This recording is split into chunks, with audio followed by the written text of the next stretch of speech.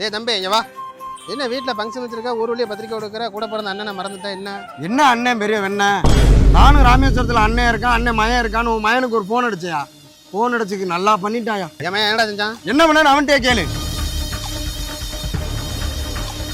டேய் என்னப்பா சித்தப்பா என்னடா சொன்ன? உன் தம்பி என்ன கேட்டாரு தெரியுமா? டேய் என் தம்பி நீ எப்பறம் பேச போச்சு? முழுசா கேட்டு பேசியா? நேத்து நம்ம ஊர்ல எவ்வளவு காத்து மழையுமா இருந்துச்சு, உன் தம்பி எனக்கு போன் அடிச்சாரு. ஹலோ சித்தப்பா, சொல்லுங்க சித்தப்பா. என்னப்பா ராமேஸ்வரத்தில் ஒரே புயலும் மழைன்னு கேள்விப்பட்டேன், எப்படி இருக்கிய?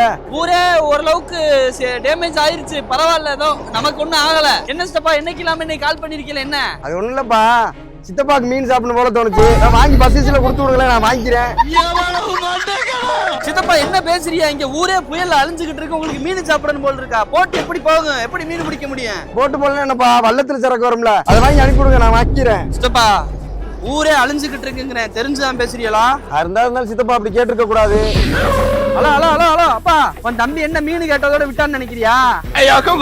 மீன் தானே வாங்கி அனுப்ப முடியாது, பாம்பன்ல கருவாடு இருக்கும்ல, அதையாவது வாங்கி அனுப்பிவிடுங்க. அடுத்த காலத்துல நம்ம வீடு புடுங்கிட்டு போயிடுச்சு, நம்மளே அரசாங்க முகாம்லாம் தங்கி இருந்தோம். இதுல உன் தம்பிக்கு மீன் கருவாடு சாப்பிடணும் போல இருக்கான். பத்திரிக்கை தரவணும். ஓ